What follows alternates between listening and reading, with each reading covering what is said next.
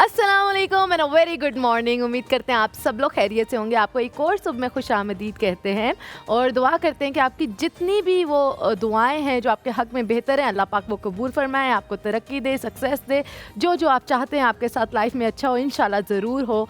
और मुझे कहते हैं वस्त नईम और मेरा साथ दे रहे हैं हुमायूं से Abbasi. A very good morning to एक और सबके तमाम नाजरीन को जो पाकिस्तान में है या पाकिस्तान से बाहर है। हमें बड़ा अच्छा लगता है जब सुबह सवेरे हम इतने प्यारे लोगों से मिलते हैं। आप अक्सर चाहे शाम का वक्त हो, रात का वक्त हो, कहीं पे भी हमें देखें और आप उसको रिकग्नाइज करते हैं हमारी मेहनतों को, तो मुझे बहुत अच्छा लगता है। लेकिन एक शिकायत है मुझे आपसे, अगर आप देख रहे हैं तो आप इशारा करने से बेहतर आप मेरे पास हैं और आप मुझे आके बताएं कि क्या अच्छा है। मुझे वैसे ज़्यादातर ये है कि मैंने देखा है कि लोग मेरे पास आते हैं और मेरे प्रोग्राम के बारे में कॉमेंट भी करते हैं। कल मुझे बहुत अच्छा लगा कि हिना बयात साहिबा ने मुझे स्पेशली मैसेज किया, जो मैंने उनके लिए कल बात की, मैंने स्टोरी भी लगाई थी उनके लिए, तो उन्होंने मुझे मैसेज किया कि this is something positive you guys are doing. और मेरा दिल करता है, आपने देखा होगा कोई गॉसिप हम नहीं करने की कोशिश करते, हम चाहते हैं कि कुछ माशरे में बेहतरी ला सके, उसको जितना हम अपना इनपुट दे सकते हैं हम जरूर दें। बिल्कुल। मूविंग ऑन वेरी स्विफ्टली, मैंने असद भाई से सलाम नहीं किया था। असद भाई अस्सलाम वालेकुम, क्या हाल है? अच्छा, so coming back to the topic, आज का जो मौजू है बहुत मज़ेदार सा है, बड़ा अच्छा सा टॉपिक है। क्या डिग्रीज लेना ही काफ़ी होती है? क्या कैरेक्टर बिल्डिंग कोई चीज़ नहीं होती? क्या डिग्रीज का बोल बाला है कि खाली एजुकेशन, अगर मैं इसको एक ज़ुमरे में डालूं तो क्या एजुकेशन सिर्फ डिग्रीज है या कैरेक्टर बिल्डिंग भी है? ये बहुत बड़ा मौजू है, इसमें शायद एक दिन में जस्टिस नहीं हो सकेगा, लेकिन जितनी हम बात कर सकेंगे हम करेंगे। जब डिग्रीज की बात आती है तो तकरीबन कम से कम एक बच्चे पे 30 लाख रुपए ज़रूर लगते हैं, कम से कम। ये एस्टिमेट है, क्योंकि कोई भी नहीं चाहता कि उसका बच्चा प्राइवेट स्कूल में ना पढ़े, अंग्रेजी बोलने वाले स्कूल में ना पढ़े। तो कम से कम एक अच्छा जो कमाता है वो 30 लाख रुपए करता है, और अगर किसी नॉर्मल इंसान के ले ले तो तकरीबन 7 से 10 लाख रुपए का एस्टिमेट लगता है अगर गवर्नमेंट स्कूल में पढ़ रहा है। इतने पैसे लगाकर वो बच्चा आखिर में जाके 20,000 या 25,000 या 30,000 की जॉब करता है। क्या उसमें वो एथिकल वैल्यूज़ होती हैं जो हम इस माशरे में लाना चाहते हैं? क्या उसके अंदर वो एम्पैथी है कि दूसरे का एहसास उसको है? शायद नहीं। शायद हम देखते हैं कि वो माँ बाप से बात करने की तमीज़, माँ बाप से किस आवाज़ में बात करनी है, दोस्तों से क्या बात करनी है, क्या चीज़ उसके लिए ठीक है, क्या चीज़ ठीक नहीं, क्या फ़ैसला करना उसको आता है नहीं आता, ये चीज़ें क्या स्कूल में सिखाई जाती हैं? क्या कॉलेजेस यूनिवर्सिटीज़ में एथिकल पीरियड भी होता है? क्या अगर वो पीरियड होता भी है, क्लास होती भी है, तो क्या सिर्फ वो सिर्फ क्लास तक महदूद रह जाती है? क्या हम अपने बच्चों को भी बिठाकर कुछ बातें सिखाते हैं कि आए आज आपको कुछ नई बातें सिखाएं? क्या जो कहानी, जो स्टोरी टेलिंग हमारी नानी दादी किया करती थी, क्या आज वो है? नहीं, शायद यकीनन हम इसको बहुत दूर छोड़ चुके हैं। अब क्या है, मेरा बच्चा अंग्रेज़ी ज़्यादा अच्छी कैसे बोलेगा, किस अच्छे ट्यूशन सेंटर में जाएगा, मेरे बच्चे का किस बेहतर से बेहतर स्कूल में एडमिशन हो जाएगा, इसको बाहर कैसे भेजूंगी, इसकी डिग्री कंप्यूटर साइंस की नहीं होनी चाहिए, इसे डॉक्टर बनना चाहिए, इसे CSS कराना है। क्या इस दायरे कार से बाहर कभी हम आए हैं? शायद नहीं। आज बस से पूछेंगे, बस सबसे पहले I am going to ask you, हम जिस दौर में थे तब नानी दादी थी, स्टोरी सुनाती थी, अम्मा बाबा से थे, शायद हमारे यहाँ बहुत कम हुआ है, हमारे अम्मा बाबा के साथ ज़्यादा हुआ है, मेरे पेरेंट्स के साथ बहुत ज़्यादा हुआ है। मेरी वालदा आज भी अपने शौहर को इक्वालिटी का लेक्चर नहीं देती कि हम दोनों बराबर हैं, वो कहती है ये हो नहीं सकता। मेरी अम्मा कहती हैं, वो कहती हैं कि दोनों के डिफरेंट रोल्स हैं, अल्लाह ताला ने दोनों को मुख्तलिफ पैदा किया है, बहुत सारी चीज़ों में मैं आगे हूँ, बहुत सारी चीज़ों में वो आगे। बिल्कुल 100%। आज कल डिवोर्स का रेट और सब चीज़ों का रेट है, क्योंकि कहती है मैं तो तालीम याफ्ता हूँ, मैं तो खुद कमा रही हूँ। What do you have to say on that? अच्छा, 100% बहुत अच्छा टॉपिक लेकर आए हैं कि हमारे यहाँ जो आपने कल्चर एक सेट कर दिया कि ये वाली डिग्रीज होनी चाहिए, यहाँ पर बच्चा पढ़ना चाहिए, ये चीज़ें बहुत बात की आती है। हमारी जो आपने I'm going to change the question again.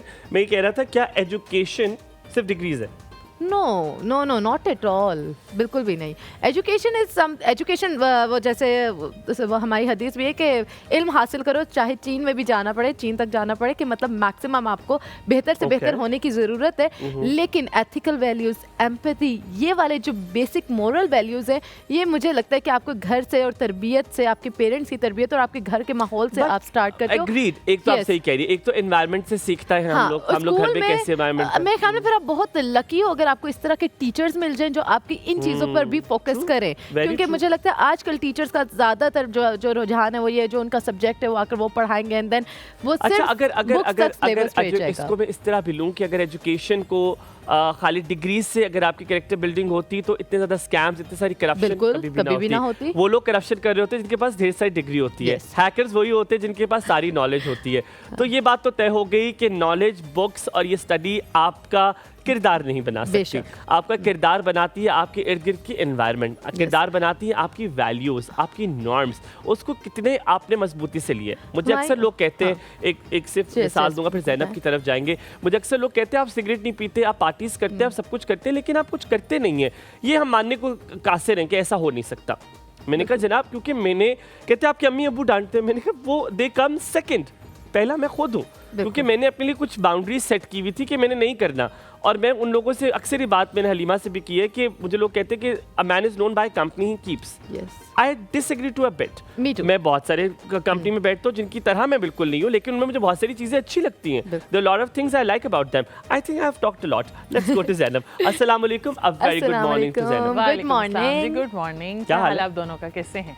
Thank you very much, बहुत शुक्रिया। और आइंदा आपने यही जो है ना वाइट ये वाली पैंट्स पहनी है, ये वाइट पैंट्स खर्चा किया है हुमायूं ने, जरा सब गौर से देखें, हुमायूं का खर्चा चेक करें और जरा नीचे। जब आपने डिस्काउंट करने हो स्नीकर्स तो आप actually Rubel is right. Rubel ने मुझे टॉक बैक में कहा लगता है सारी सैलरी लग गई।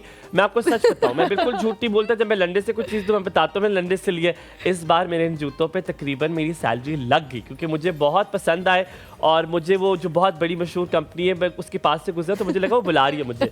मैंने कहा है आप किधर और आपने ले लिया। यार जिंदगी एक बार जीते। हाँ, अच्छे कपड़ों से अल्लाह आपको अच्छे नसीब जूते करे। इंसान पहनने और वेरी आप कंफर्टेबली चलेंगे तो फिर आपका दिन अच्छा भी चले सारा आपके अच्छा पास दिन आते हैं। बीतेगा। जी। एजुकेशन क्या सिर्फ डिग्रीज है, या यस डिग्रीज का भी बहुत अमल दखल है एजुकेशन का, या हमने उसका मानी समझना अब हम उससे कासिर है, अब वो मानी हम समझ नहीं पा रहे हैं? मैं मेरे उसमें ये है कि डिग्रीज एक साइड पे हैं, स्किल्स एक साइड पे हैं। अगर आपको छोटी सी उम्र में बच्चे को स्किल्स सिखा दें, कोई सा भी पेशे में आप उसको डाल दें।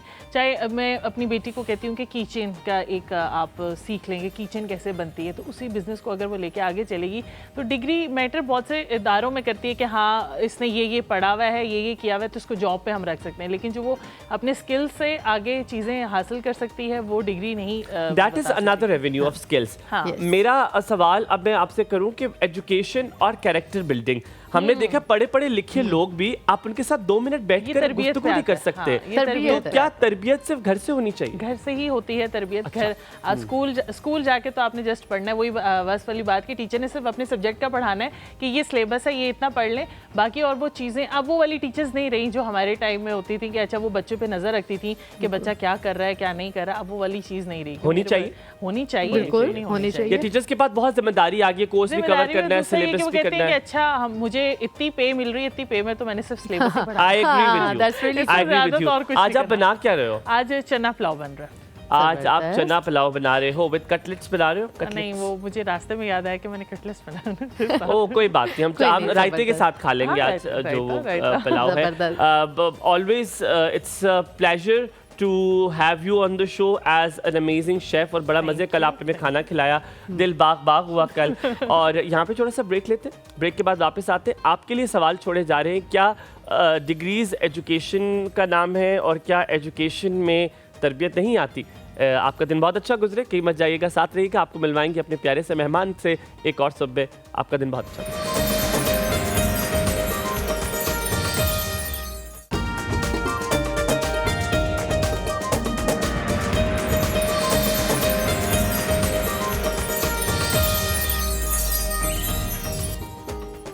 जी वेलकम बैक टू एक और सो। ब्रेक में जाने से पहले हुमायूं ने एक बहुत ही बेहतरीन टॉपिक रखा था। हुमायूं, उसमें मैं एक चीज़ शेयर करती हूँ। जैसे आपने बोला था कि डिग्रीज ही ज़रूरी होती हैं या करैक्टर बिल्डिंग के लिए, तो मैंने आपको बताया था और ज़ैनब ने भी बताया था कि जो बेसिक लेवल होता है आपकी तरबियत का वो आपके घर से ही शुरू होता है, और जितना ज़्यादा घर में आपको सही और गलत की तमीज़ सिखाई जाती है आप उसी पैटर्न को आगे लेके जाते हो और फिर आगे आप उसको अडॉप्ट करते जाते हो। जैसे हुमायूं आपने बोला कि कंपनी इतनी मेरे लिए मैटर नहीं करती क्योंकि आपके बेसिक स्ट्रॉन्ग थे। अच्छा, And उसके लिए मैं I am sorry to add this point कि मुझे अपना मैं क्रेडिट थोड़ा सा इसको शिफ्ट करूंगा। I would like to say thank you to our content officer, what do we call, क्या कहते हैं उनको, तूबा को, तूबा की डिजिग्नेशन है content script writer. Thank you very much Rubel. So she is a script writer. तो मेरी तूबा से डिस्कशन हुई बिकॉज मैं बहुत सारे टॉपिक लेकर आता हूँ, तो मैंने कहा अब मुझे थोड़े से जामे टॉपिक्स चाहिए। तो Tuba is very good with the scripting क्योंकि रमज़ान में बहुत सारी हमें वो हेल्प करती हैं। So Tuba thank you so very much for giving me this topic today, और वो थोड़े से हम रिसर्च और थोड़े से डिस्कशन करते हैं, तो वो आज ये this credit goes to Tuba. हाँ इंडीड माशाल्लाह। तो मैं बता रही थी कि हमारे घर में क्या होता था बचपन से ही, मुझे याद है कि मेरे अब्बा का बहुत बड़ा रोल है इस चीज़ में कि हम चारों बच्चों को बिठाते थे और बिठा के ना मोस्टली किसी नमाज के बाद, फजर की नमाज के बाद, रमज़ान में ज़्यादा हम ये प्रैक्टिस करते थे कि वो बिठा के हमायूं हमेशा हमें सही बताते थे। बहुत सारे अम्बिया कराम के वाक़ियात सुनाते थे, हदीस सुनाते थे, कुरान मजीद की कुछ तलावत सुनाते थे और उसका तर्जुमा और तफसीर के साथ समझाते थे। तो मुझे लगता है वो चीज़ें जो बचपन में जैसे हम थोड़ा सा वो करते थे ना कि क्या बैठ गए हैं ये वो, उसने बहुत ज़्यादा रोल प्ले किया। और वही चीज़ें जो आज तक मुझे लगता है कि कहीं इधर उधर गलत चीज़ों पे इंसान नहीं जा पाता। दीन की एग्जांपल ले ले तो आप सल्लल्लाहु अलैहि वसल्लम के किरदार को आज भी हम जितना पढ़ते हैं, हम नई चीज़ें एक्सप्लोर करते हैं, और अगर उनकी ज़िंदगी पर अगर हम अमल करना शुरू कर दें, सुन्नत नबवी पे अमल करना शुरू कर दें, तो आज हम कहाँ से कहाँ पहुँच जाएँ। बड़े मज़े की बात ये, जब आप वेस्ट कल्चर में जाते हैं तो बहुत सारी चीज़ें आप देखते हैं जो कि आप सल्लल्लाहु अलैहि वसल्लम को पढ़कर उन्होंने अडॉप्ट किए और हम वो कर नहीं सके। पर उम्मीद ये करते हैं कि हमने बहुत सारी चीज़ें सीखी भी हैं। पॉजिटिव साइड ये है कि बहुत सारी चीज़ें सीखते भी हैं और ये सीखने का अमल जारी होता है। कहते हैं कि गलती कर कर गलती का एहसास हो जाए तो आप समझ लीजिए कि दिल पर अभी ताला नहीं लगा, यानी कि अभी आपको कदर, अभी आपको होश व हवास है कि आप अपनी चीज़ों को ठीक कर सकते हैं। सो अगर आप कोई गलती कर रहे हैं और आपको एहसास है कि हाँ ये चीज़ गलत हो रही है, so that is also a positive thing. This is called a silver lining. Yes, that's called a silver lining. So आपकी मुलाकात करवाते हैं जनाब आज उनसे जो कि इंटरनेशनल बैडमिंटन प्लेयर हैं, और आप ना कि सिर्फ इंटरनेशनल बैडमिंटन प्लेयर हैं बल्कि आप नेशनल चैम्पियन बन चुके हैं 2 दफ़ा। 2018 और 17 में ये टाइटल आपने अपने नाम किया, पाकिस्तान के नंबर 1 थे। आपने तकरीबन 2 मास्टर्स किए हुए हैं, एक फ़िज़िकल एजुकेशन में और दूसरा उर्दू लिटरेचर में, जो कि बहुत मुख्तलिफ है। इसके बारे में भी बात करेंगे और आपको साथ साथ ये भी बताएं कि आप मास्टर्स के साथ साथ आप 10 इंटरनेशनल टूर्नामेंट्स खेल चुके हैं। आपसे बहुत सारी बातें करेंगे। आज ये बैडमिंटन प्लेयर हो सकता है हमारे जो सामने ऑडियंस है उसमें से भी कोई एक निकले। अजीम सरवर से आज आपकी मुलाकात करवाते हैं। अ वेरी वेलकम टू एक और सब हमारे मेहमान हैं आज। अस्सलाम वालेकुम, a very good morning. Azeem, क्या हाल चाल है? मैं बिल्कुल ठीक। Good morning. A very good morning. A very proud moment for you as well कि आपको ये ग्रीन कोट पहनना नसीब हुआ। आपसे जब हमने ऑफ द रिकॉर्ड बात की तो आपने बताया ये ग्रीन कोट तब पहना जाता है जब आपको इंटरनेशनली आप पाकिस्तान को रिप्रेजेंट करते हैं। सो आई थिंक ये आपका ख्वाब होगा। अस्सलाम वालेकुम, गुड मॉर्निंग टू यू। वालेकुम अस्सलाम। बिल्कुल ऐसे ही जी, जब एक प्लेयर किसी स्पोर्ट्स में जाता है तो उसकी पहली विश जो है वो यही होती है कि उसको पाकिस्तान की तरफ से एक तो ग्रीन कोट मिले और वो पाकिस्तान की तरफ से खेले इंटरनेशनल टूर्नामेंट्स और अपने मुल्क का नाम रोशन करे। तो ये उसकी पहली डिज़ायर होती है जब वो अपने किसी इंटरनेशनल टूर्नामेंट की तरफ first of all congratulations on that, आपके ख्वाब पूरा होने पर और पाकिस्तान को रिप्रेजेंट करने पर हम आपको बहुत ज़्यादा मुबारकबाद भी देते हैं। मूविंग वेरी स्विफ्टली, अब आज के टॉपिक के बारे में बात करेंगे। आज हमने मौजू रखा है कि क्या एजुकेशन जो है वो सिर्फ डिग्रीज का नाम है या character building is also one of the things which we have to consider. वो भी बड़ा ज़रूरी है, उसको भी दिमाग में रखना। देखें, डिग्रीज जो है ना, मेरे अकॉर्डिंग इसकी ज़रूरत आपको तब पड़ती है जब आपने सिर्फ एक स्टडी के लिए जाना हो। लेकिन जो मेन पॉइंट है वो ये है कि आपको जब भी आपने स्टडी के लिए जाना है तो स्टडी तो जस्ट आपकी एक फॉर्मेलिटी है कि आपने क्वालिफिकेशन अपनी इम्प्रूव करनी है और जस्ट जॉब के लिए आगे चले जाना है। बट मेरे अकॉर्डिंग जब आपने अपनी तैयारी ये शुरू करनी है तो आपके पास पहला ये जो स्टेप है वो आपके पेरेंट्स, उनकी जिम्मेदारी आती है। ठीक है, आपके पेरेंट्स जब आप पे फोकस करेंगे, अब मेरे अम्मी अब्बू हैं वो मुझे इतना फोकस करते थे शुरू में क्योंकि मैं सबसे बड़ा भाई हूँ। ठीक है, मेरे छोटे जो हैं मैंने उनको देखा, लेकिन जो मेरे से स्टार्ट लिया उन्होंने वही उन्होंने नीचे भी इम्प्लीमेंट किया उन पे। वो रिपल डाउन इफेक्ट होता है। मुझे उन्होंने सुबह उठाना, मुझे उन्होंने स्कूल के लिए नाश्ता करवाना, मुझे सारा कुछ उन्होंने किया। लेकिन जैसे ही मैं आगे स्टडीज़ के लिए बाहर गया घर से, तो मेरी वो रिस्पॉन्सिबिलिटी सारी मेरे पे आ गई। तो तब मैंने अपने आप को खुद से ग्रो करना शुरू किया। आप जिक्र करें तो ऑफ द रिकॉर्ड कुछ मलेशिया का वो वाकया था, तो हम वो जानना चाहते, was it related to this, इस एजुकेशन से रिलेटेड था? एजुकेशन से रिलेटेड है। पता क्या, हम अपनी पर्सनैलिटीज़ को फोकस करते रहते हैं, भाई वो हमारे बारे में क्या सोचेगा, किसी और के बारे में क्या सोचेगा। हम लोगों की बातों को बहुत ज़्यादा अपने ऊपर फोकस कर लेते हैं कि वो हमारे बारे में क्या सोचते हैं। लेकिन जो बाहर के मैं एक दफ़ा मलेशिया चला गया, तो मैं ऐसी ना रोड पे वॉक कर रहा हूँ, तो रोड पे वॉक करते हुए मुझे एक काफ़ी एजड बंदा था, वो मिला मुझे। तो मैंने उसको देखते ही मैंने कहा यार ये तो बड़ा एजड है, लेकिन वो जॉगिंग कर रहा था। और जॉगिंग का तो मैंने उसको ऐसे ही जॉगिंग मैं भी स्टार्ट कर दी साथ, क्योंकि स्पोर्ट्समैन था। तो मैंने कहा बाबा जी आप मुझे ये बताएं व्हाट इज़ योर एज। तो he was like 83 years old. अच्छा, माशाल्लाह। तो वो रोड के ऊपर जो है वो जॉगिंग कर रहा है। तो वो लोग, मुझे उसी वक्त फील आया कि ये बाकी लोगों की तरफ तो देख नहीं रहा, ये तो सिर्फ अपनी हेल्थ के लिए इतना कॉन्शियस है कि ये रोड के ऊपर सुबह के 9 बजे जो है वो भाग रहा है। हमारे पास तो ये कहते हैं कि जो जी सुबह भागना या रात को भागना है, ये बहुत उसके जरूरी अलावा तो होता कुछ भी है, नहीं ये है। बहुत ज़रूरी होता है कि इंसान अपने आप पे फोकस करे। Exactly. मैंने बहुत लेटर एज में अभी ये कंसिडर किया है। अगर मैं आपको जिम की भी बताऊं, हम जिम में एक्सरसाइज कर रहे होते हैं, तो कोई गलत कर रहा होता है तो ये एक बड़ा एक वो आपके इंट्यूशन सी आती है कि इसको बता दो कि ठीक कर ले। I have stop doing that. मैंने कहा पहले मैं अपने आप को ठीक कर लूँ, पहले once I am perfect I am gonna start putting my effort on other people. यहाँ पे छोटा सा ब्रेक लेते हैं, ब्रेक के बाद बहुत मज़ेदार सी बातें करेंगे अजीम से। आपने कहीं नहीं जाना, देखते रहना एक और सब, आपका दिन बड़ा अच्छा गुजरे।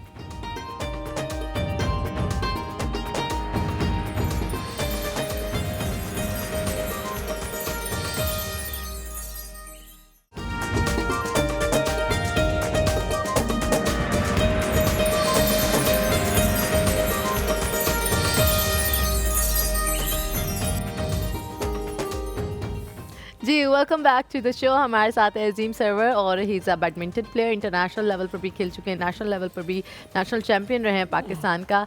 अजीम, बड़ा बेसिक सा क्वेश्चन होता है जो हम पहले करते हैं। We all wanted to know the story कि कहाँ से स्टार्ट किया और कैसे यहाँ तक माशाल्लाह इस लेवल तक पहुँचे। देखिए मेरी लाइफ में स्पोर्ट्स को आगे ले जाने में बहुत ज़्यादा हर्डल्स आई हैं।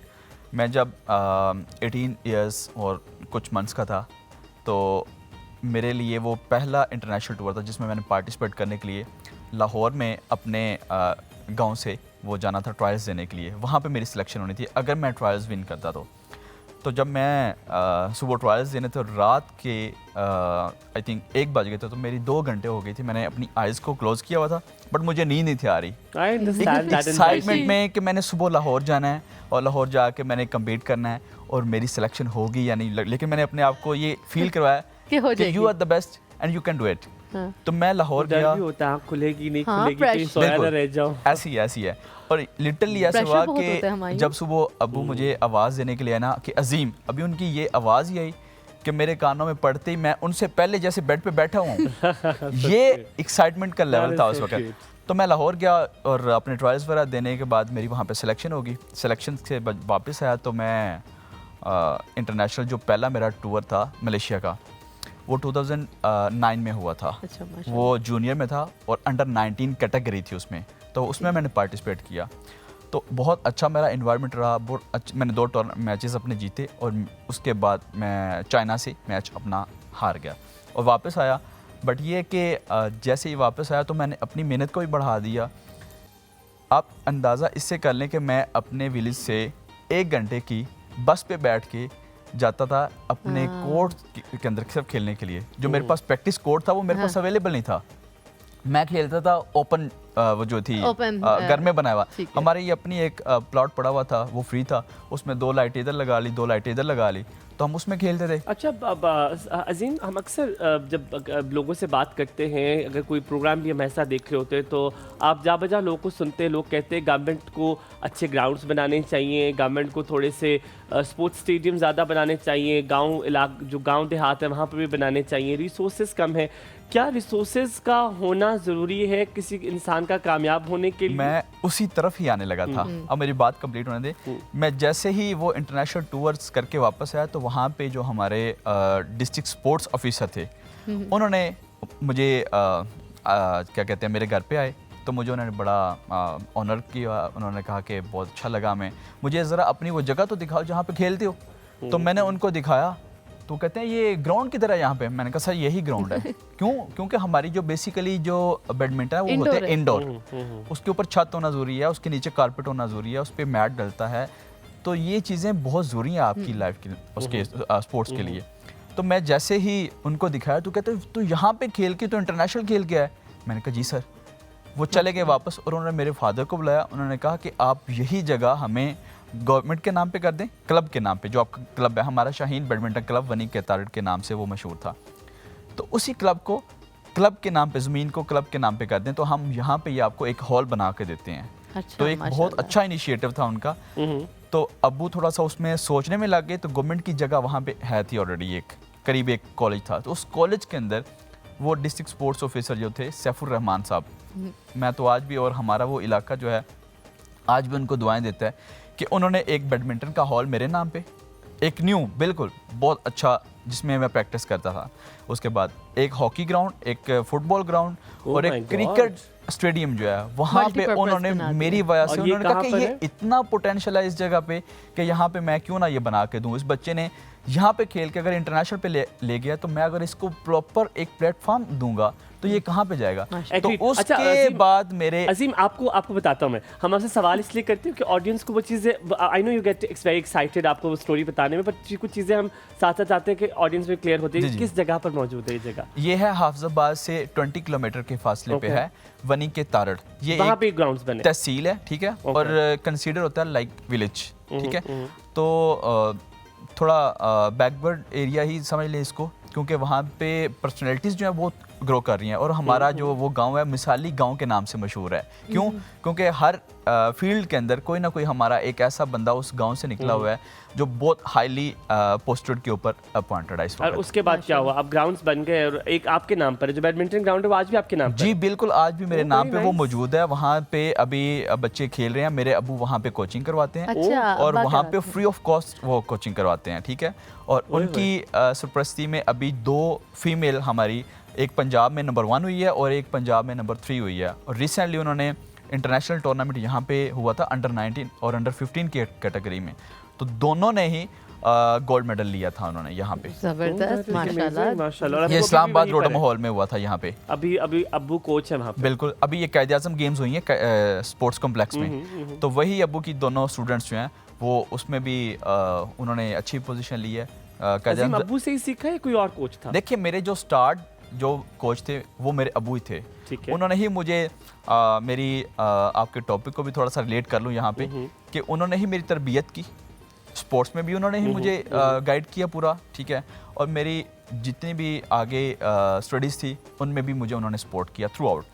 आपके जो पेरेंट्स हैं, मैं समझता हूँ पहले वो उस्ताद हैं आपके, बाद में आपके जो स्टडीज़ के हैं वो कोच हैं, आप वो उस्ताद हैं आपके। तो आपको जो एथिकली सारा कुछ पता चलता है वो आपके पेरेंट्स हैं, सबसे पहले उन्होंने ही आपको डिलीवर करना है, क्योंकि बच्चा सबसे पहले उनके पास ही होता है, देन उस्ताद के पास जाता है जिसके पास आपने डिग्री लेने के लिए जाना है, वो बाद में आपको आके सिखाएगा। पहले आपके पेरेंट्स ही हैं, तो पहली रिस्पॉन्सिबिलिटी आती है आपके पेरेंट्स पे, दूसरी आती है आपके जो है वो टीचर्स पे। तो आजकल के जो टीचर हैं वो, जैसे उन्होंने बताया कि वो जितनी उनको पे मिलती है वो जिससे पढ़ाते हैं और चले जाते हैं, उन्होंने अपना टाइम पूरा करना होता है बस। अच्छा, वो बच्चे को हमारे ये पास नहीं अगर सिखाते कि उसको कैसे अपनी ज़िंदगी में अपनी पर्सनैलिटी को बिल्कुल। कैसे ग्रो करना है, दूसरों के साथ कैसे पेश आना है, अपने आप को कैसे आगे लेके जाना है, ये नहीं वो बताएंगे। हाँ, अभी हमारे पास ब्रेक तो नहीं आ रहा ना। I wanted to add a story here, हमारी विल आल्सो लाइक इट। भाई मेरा, ठीक है, अब्दुल्ला, उसका जो पहला इंटरनेशनल वो टेबल टेनिस खेलता है, और हमारे एग्जैक्टली अब्बू ने ही हमें सिखाया था, और वो तो समझो अभी तक अब्बू ही हमारे कोच है और कोई भी जगह नहीं उनकी ले सकता। पहला उनका जो मैच था, सुनो, इंटरनेशनल सिलेक्शन जब ट्रायल्स हुए उसके, ईरान की कोई साउथ एशियन गेम्स की कौन सी मुझे याद नहीं है, तो पहले 5 लोगों ने सिलेक्ट होना था। पहले 3 जो थे उनको जो हमारी गवर्नमेंट थी वो भेज रही थी, और आखिरी चौथा या 5वां जो था उसको भी अलाउ था, लेकिन वो था कि जो हमारा 5वां है वो जाएगा आपके अपने पैसों के थ्रू, ठीक है।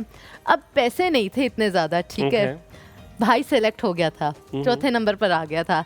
अब उससे खुशी इतनी ज़्यादा थी कि मेरा पहला इंटरनेशनल मैच है, लेकिन हमारे पास पैसे नहीं है क्योंकि ऑब्वियसली वो टिकट्स वगैरह, वीज़ा वगैरह, ये सारी एक्सपेंसिव चीज़ें थी। तो अब्बू भी अब बड़े परेशान हो रहे कि बेटा मेरा सेलेक्ट हो गया और मैंने जाना है, और समझ नहीं आ रही। हम लोग गुजरात से बहुत जल्द शिफ्ट हुए थे इस्लामाबाद, एंड देन अब्बू सेड इट भाई को, और वो चीज़ मैंने आज तक अपने साथ ना बांध ली हुई है। सेड के मैं कुछ नहीं कर सकता, अल्लाह कर सकता है, ठीक है, तुम अल्लाह से दुआ मांगो और 5 वक्त नमाज पढ़ के दुआ मांगो, वो कर देगा।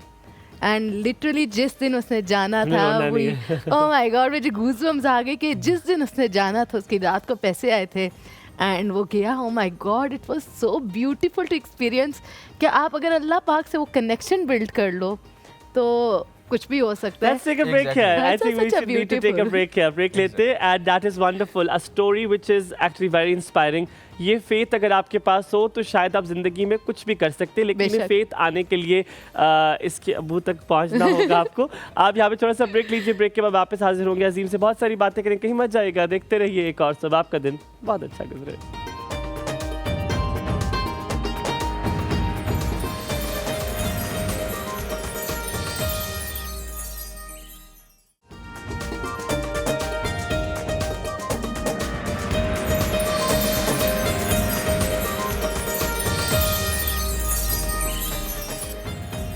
एक बार फिर आपको खुशामदीद कहेंगे। आप देख रहे हैं एक और सुबह, और Azeem Sarwar is right on the hot seat today.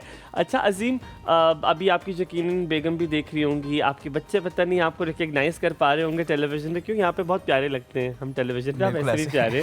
अच्छा अजीम, मूविंग वेरी स्विफ्टली, बैलेंस करना बड़ा मुश्किल होता है, ख़ास तौर पे ये स्पोर्ट्स बड़ा टाइम कंज्यूम करने वाला स्पोर्ट्स है, जितनी प्रैक्टिस की जाए उतनी कम है। बिल्कुल ऐसे ही। How do you balance your entire routine? जब आप घर में थे तब तो चलो आसान था, रिस्पॉन्सिबिलिटीज़ नहीं थी, जब जिम्मेदारियां बढ़ जाती हैं तो चीज़ों को डिवाइड करना बड़ा मुश्किल हो जाता है। बिल्कुल ऐसे ही है। जब मैं अर्ली स्टेज पे था तो एक प्रोफेशनल जो स्टेज होती है वो मेरी जब मेरा इंटरनेशनल पहला टूर था वहाँ से स्टार्ट हुई। उस वक्त तो क्योंकि मैं घर में ही था तो मेरी जो मदर थी वो मेरा बहुत ज़्यादा वो मेरा ख्याल रखती थी, मेरी डाइट का, मेरा दूध, मैं कब मैं उठूँगा, कब सोऊंगा, क्या मुझे खाना है क्या नहीं खाना। तो ज़्यादातर मुझे वो चीज़ें खिलाती थी जिसमें ज़रा ताकत ज़्यादा हो, मटन, जैसे कि कौन सी चीज़ें? मटन मुझे बहुत पसंद था, मटन ही मुझे वो खिलाती थी, ठीक है। और दूध जो है वो मुझे बहुत ज़्यादा पसंद था, दूध की बनी हुई खीर, कस्टर्ड, ये मुझे बहुत ज़्यादा पसंद था। तो इस वजह यार आप बताते हम आपके लिए कस्टर्ड या कोई खीर बनवा लेते हैं, आज सेवइयां बनवा लेते हैं। चलें फिर कभी आऊँगा फिर बनवा दीजिएगा। चलें, डन इंशाल्लाह। तो इसके अलावा जो है वो जब मैं अपने घर से बाहर गया तो फिर मैं अपनी डाइट का खुद ही ख्याल रखता था, क्योंकि मुझे पता था कि मैंने कौन सी चीज़ कब किस वक्त लेनी है। क्यों, मैंने एक मास्टर्स, जैसे मेरी आपकी स्टडीज़ जो है उसमें देखेंगे तो एक मैंने उर्दू लिटरेचर में मास्टर्स किया है, फिजिकल एजुकेशन। तो उसके बाद फ़ौरन ही मेरी स्पोर्ट्स के अंदर आना, तो वो मुझे सिर्फ इसलिए मैं गया था कि मैं देखूँ तो सही स्पोर्ट्स के अंदर जाके ये क्या ऐसी चीज़ है, ये स्टडी कौन सी है जो आपकी स्पोर्ट्स को भी क्या इम्प्रूव करती है, या सिर्फ ये एक स्टडी ही है बस। क्या इम्प्रूव, वही बताने लगा हूँ। उसके अंदर न्यूट्रिशन सब्जेक्ट होता है हमारा, तो वो न्यूट्रिशन सब्जेक्ट जो है वो मुझे पता चला कि बेसिक्स जो है वो हमारी बॉडी को क्या ज़रूरत है, जब खेलना है उस वक्त क्या ज़रूरत है, और जब रेस्ट करना है, जब खेलना नहीं है तब कौन सी चीज़ें हमने जो है वो खानी है। फैट्स वाली चीज़ें मैंने अपनी डाइट में से निकाल दी और मैंने सिर्फ प्रोटीन वाली चीज़ें और कार्बोहाइड्रेट्स और मिनरल्स, उनको मैंने अपनी फोकस कर लिया, 3 चीज़ों को। और उस 3 चीज़ों ने मेरी स्पोर्ट्स को भी इम्प्रूव किया, मेरी हेल्थ को भी इम्प्रूव किया। तो ये मैं अपने जितने भी व्यूअर्स हैं मैं उनको यही कहूँगा कि अपनी जो डाइट है, जिस तरह एग्स हो गए, मिल्क हो गया और फिश, ये सर्दियों में आजकल तो जो मौसम है उसके लिए बहुत बेहतरीन चीज़ है। और ये 100% प्रोटीन है। जब आप जाते हैं तो वहाँ पे आपके इंटरव्यूज होते होंगे, आप तो उन्हें कहते होंगे छोड़े सवाल, मैं आपको खुद बताता हूँ मैंने क्या बताया, आपने कहा छोड़े, आपने किसी ने सवाल मुझसे नहीं पूछना। I have the story to tell. पर इंटरनेशनल टूर्नामेंट की अगर बात करें, coming back to that, it is a very pride moment and a proud moment at the same time. आप जब वॉक कर रहे होते हैं, मतलब हम जब टेलीविजन पे देख रहे होते हैं तो हमारे गूज़बम्स होते हैं कि यार वो पाकिस्तान आ गए, पाकिस्तान आ गए। So when you walk on, like आप एशियन गेम्स में भी गए हैं अभी रिसेंटली 2018 में, तब आप नंबर 1 भी थे। बिल्कुल ऐसे। So how was that moment with, I really want to know, because TV पे तो हमें बड़ा अच्छा लग रहा होता है। देखिए जब वो एक्साइटमेंट थी ना, वो मैं जब वहाँ पे लैंडिंग किया और वहाँ पे हमारा पहला ट्रेनिंग सेशन था, मैच का नहीं था, तो वो इन्वायरमेंट ही देख के मुझे इतना को प्राउड फील हुआ कि मैं एक अपने पाकिस्तान का फ्लैग यहाँ पे अगर मैं जीतूंगा तो कितना वो एक मोमेंट होगा, वो तो लिटरली वो आई कैंट इमेजिन। मैं उस सीन को भी सिर्फ याद कर लूँ ना तो मुझे ऐसा लगता है कि वो मेरे रोंगटे जो है ना वो खड़े हो जाते हैं। तो बहुत ही प्राउडफुल मोमेंट होता है जब आप पाकिस्तान को इंटरनेशनल लेवल पे सिर्फ एक रिप्रेजेंट कर रहे हो और आपकी जो एक्साइटमेंट है उसका लेवल ही बहुत And how were other countries with you? बाकी मुल्क कैसे थे आप लोग के साथ वहाँ पे? काफ़ी अच्छे थे वहाँ पे। 69 कंट्रीज जो एशिया के हैं वो सारे के सारे उसमें पार्टिसिपेट करते हैं, क्योंकि ओलंपिक्स के बाद ये दूसरा दुनिया का सबसे बड़ा इवेंट होता है जिसमें बहुत ज़्यादा कंट्रीज जो हैं वो पार्टिसिपेट करते हैं, और ये हर 4 साल के बाद जाके इवेंट होता है, 4 साल से पहले नहीं हो सकता। और एक कंट्री जब इसको कंडक्ट करवा लेता तो वही सेम दोबारा उसको नहीं करवा सकता, रोटेशन में होता है। ठीक है, जिस तरह वर्ल्ड कप है, एक कंट्री ने करवा लिया, देन किसी और की बारी है, तीसरा किसी और की, इस तरह करके। ठीक है, हमारे साथ डॉक्टर इरफान है कॉल पर। जी अस्सलाम वालेकुम डॉक्टर इरफान जी। अच्छा, गुड मॉर्निंग, क्या हाल है, कैसे आप? बिल्कुल ठीक। डॉक्टर साहब आप कैसे? बस बड़ी मेहरबानी। डॉक्टर साहब आज हमारी एक गुत्थी तो सुलझाएं, हमें पहले ये बताएं आप MBBS डॉक्टर हैं या PhD डॉक्टर हैं? मैं एक्चुअली MBBS में हूँ, मैंने मास्टर पब्लिक हेल्थ किया हुआ है। मैं मेडिकल एडमिनिस्ट्रेशन में, मतलब मेरा बेसिकली काम। तो आपको क्या मुखातिब करते हैं, इरफान या डॉक्टर साहब? लोग क्या कहते हैं? डॉक्टर इरफान। डॉक्टर इरफान कहते हैं। डॉक्टर इरफान, आज का मौजू भी बहुत मुख्तलिफ सा है, पहले उसका सवाल कर लेते हैं, फिर आप अजीम से जो सवाल चाहे कर लीजिएगा। क्या एजुकेशन का नाम कैरेक्टर बिल्डिंग ही है? क्या तालीम का मयार तरबियत से बहुत दूर होता जा रहा है? नहीं, एक्चुअली एजुकेशन एक बिल्कुल डिफरेंट चीज़ है और जो आप तरबियत करते हैं वो बिल्कुल डिफरेंट चीज़ है। जबकि किसी जगह पे जाके कुछ ओवरलैपिंग तो ज़रूर है, ये नहीं कि नहीं है, लेकिन तरबियत बिल्कुल डिफरेंट है। तरबियत आपको बताती है कि ज़िंदगी गुजारनी कैसे है आपने। बिल्कुल दुरुस्त है। अजीम से कुछ पूछना चाहेंगे? आज हमारे पास इंटरनेशनल बैडमिंटन प्लेयर हैं, 2018 और 7 में नंबर 1 रह चुके, एट द मोमेंट नंबर 3 भी हैं। सारी मुझे समझ नहीं आया सवाल। मैंने कहा हमारे साथ अजीम सरवर मौजूद है, इंटरनेशनल बैडमिंटन प्लेयर, 2 दफा नंबर 1 रह चुके हैं 18-17 में, और अभी नंबर 3 पे हैं पाकिस्तान में माशाल्लाह। अच्छा, बड़ी खुशी हुई है सुन के। असल में बैडमिंटन जो है ना वो बड़ा इग्नोर्ड एक हमारा खेल है पाकिस्तान में। पाकिस्तान में सिर्फ हॉकी किसी हद तक, और अब तो क्रिकेट ही सिर्फ जो है ना वो लिया जाता है। जबकि अभी स्क्वैश में आपने पता है कि ये 3-4 दिन पहले 18 साल बाद हमारा एक लड़का जीता है। बिल्कुल माशाल्लाह। तो इट्स वेरी गुड कि आप बैडमिंटन, ये छोटी गेम जो छोटी लगती हैं उनको लाते हैं, तो ये बड़ी इंपॉर्टेंट है आपकी ये एफर्ट, और ये इसकी तारीफ करनी चाहिए। अच्छा, क्रिकेट का ये भी मसला है कि बहुत शुक्रिया कॉल करने के लिए। क्रिकेट का ये भी है कि हमने सबको स्टार्स बनाया भी तो है, गवर्नमेंट इतना इन्वेस्ट करती है, और बिकॉज क्रिकेट की जो वर्ल्ड कप, एक तो टीम मेंबर्स ज़्यादा होते हैं, 11 लोग होते हैं, तो यू कैन मेक एटलीस्ट 11 में से कोई एक तो अच्छा चल जाता है, तो वो स्टार बन जाता है। और दूसरी बात ये कि जब पाकिस्तान और India cricket match, it's a rivalry, तो उसकी वजह से भी I think there is an add on. हम यहाँ पे छोटा सा ब्रेक लेते हैं, ब्रेक के बाद वापस हाजिर होंगे, बात करेंगे अजीम से, इनके इंटरनेशनल टूर्स के हवाले से कुछ मज़ेदार सी बातें होंगी, ज़ैनब को भी इंक्लूड करेंगे, कहीं मत जाएगा, देखते रहिए एक और सब।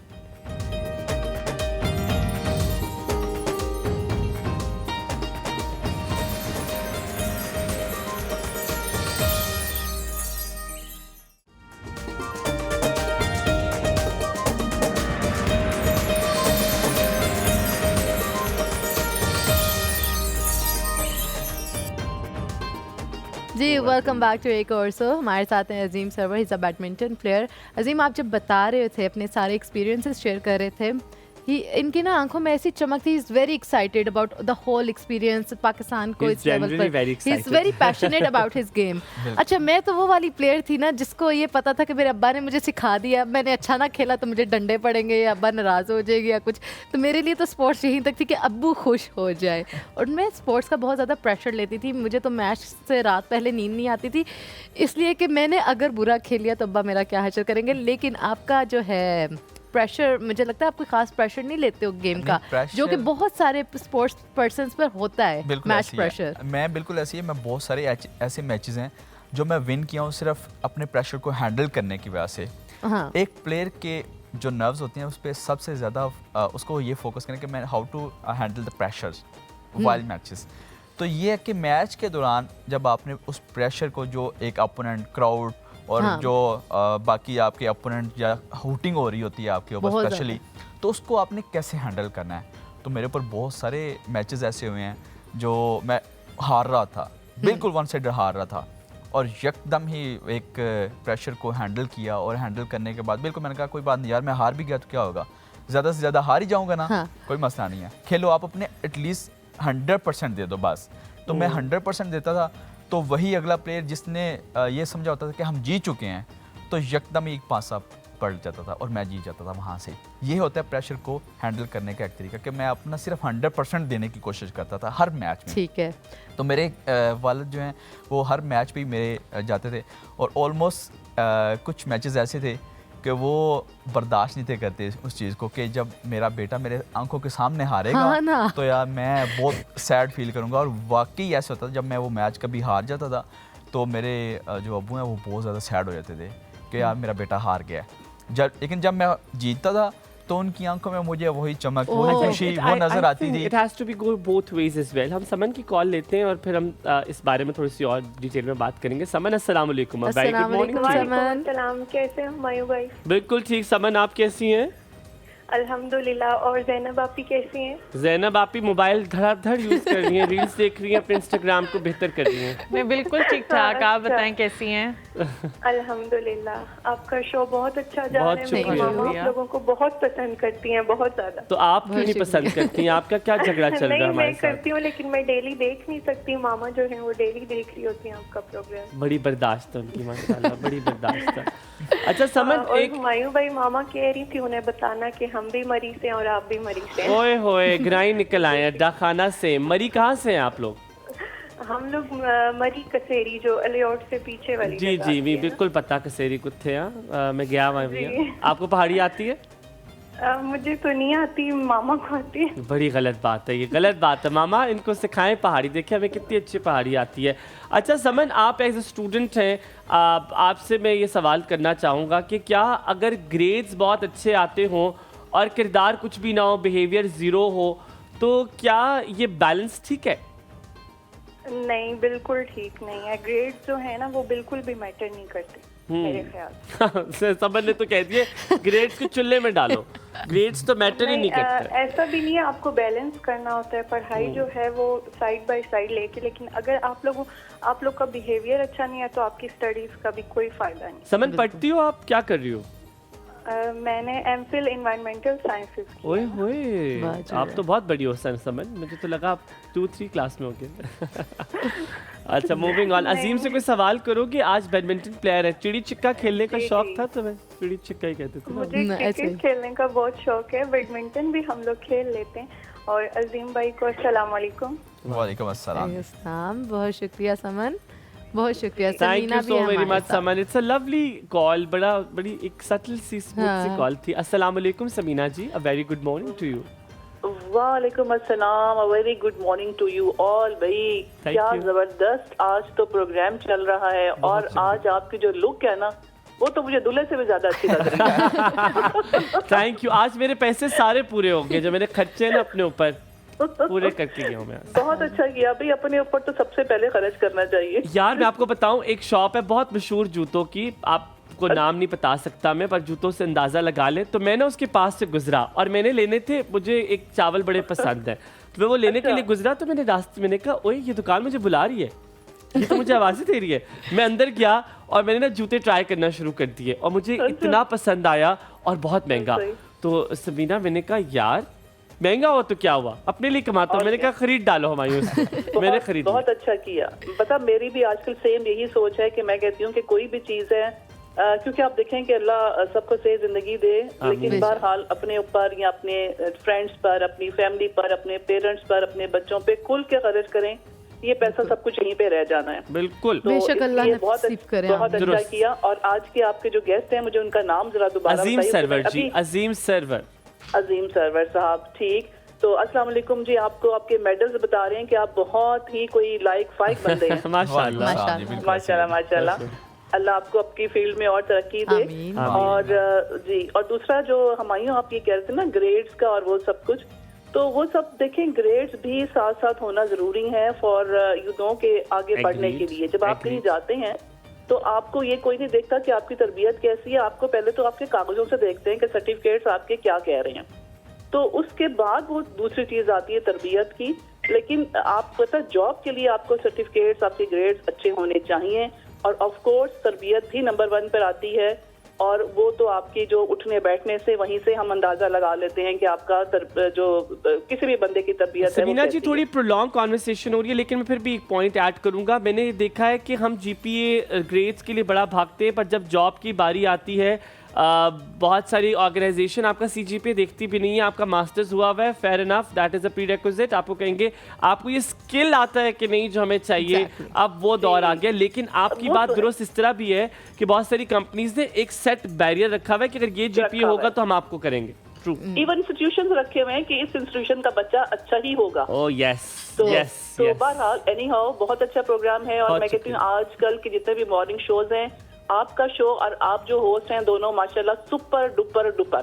Thank you so much. अल्लाह ताला आपको सलामत रखे। बहुत शुक्रिया, आपकी इन बातों की वजह से हम सुबह उठ पाते हैं, वरना तो यकीन माने सुबह आजकल बहुत मुश्किल है। मेरे को 4 दफा अलार्म बंद करते हैं। Very difficult to wake up. ठंड भी इतनी होती है और कोजी हुई होता है। अच्छा, नॉट द ठंड आल्सो, मुझे अब सोने का अच्छा मैंने ये देखा है कि अगर मैं 6 घंटे सोऊं तो मैं बहुत ठीक हूँ। अगर मैं अपनी नींद 8 घंटे कर लूं, उस दिन मुझे और नींद आ रही होती कि चलो जी अभी थोड़ा सा और सो जाओ। I want to sleep more ना जरा सुस्त हो जाता है। बिल्कुल ऐसे ही उसको बहुत नींद आती है। नहीं, जो प्लेयर्स होते हैं बेसिकली उसको जो नॉर्मल बंदे हैं उनसे ऐसे आप किताबी बातें कर रहे हैं। मैं तो दिल चाह रहा आपकी बेगम को फोन करूं और उनसे पूछूं कि क्या सीन है इनका। बिल्कुल उनसे ही पूछ सकते हैं कि जब भी मैं अपना ट्रेनिंग करके वापस आता हूं तो मैं ऐसे बेड पे गिर जाता हूं कि मेरा दिल करता है मैं बस रेस्ट करूं, मेरे साथ चीज पड़ी हो। ऑब्वियसली अम्मी को तो इनकार नहीं हो सकता, नहीं तो जूते पड़ते हैं। अम्मी कौन सी, छोटी अम्मी बड़ी अम्मी?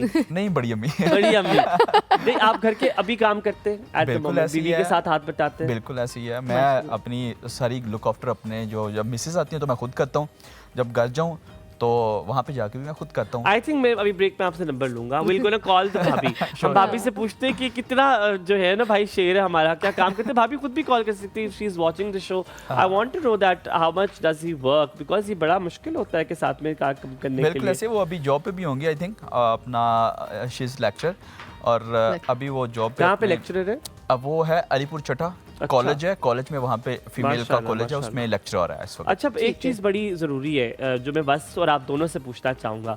स्पोर्ट्स पे जब भी बात आती है, जब क्यों कहते हैं ना पुराने ज़माने की बात है कि खेलोगे कूदोगे वो खोगे ख़राब वाला बात हो, पर अब वो नवाब वाली बात है। अगर आप देखो स्टार्स, क्रिकेट स्टार्स देखो, आप फुटबॉल स्टार्स देखो, देयर मिंटिंग मनी माशाल्लाह। बिल्कुल। लेकिन एक चीज़ वापस आके पूछूंगा, यहाँ पे थोड़ा सा ब्रेक लेता हूँ, बल्कि ब्रेक के बाद वापस आके अब देखिए बड़ा मज़ेदार सा सवाल दोनों के लिए मेरे पास। आपने कहीं नहीं जाना, देखते रहना एक और सुबह। आप भी कॉल कीजिए, शामिल हो जाए प्रोग्राम में। आपका दिन बहुत अच्छा गुजरे।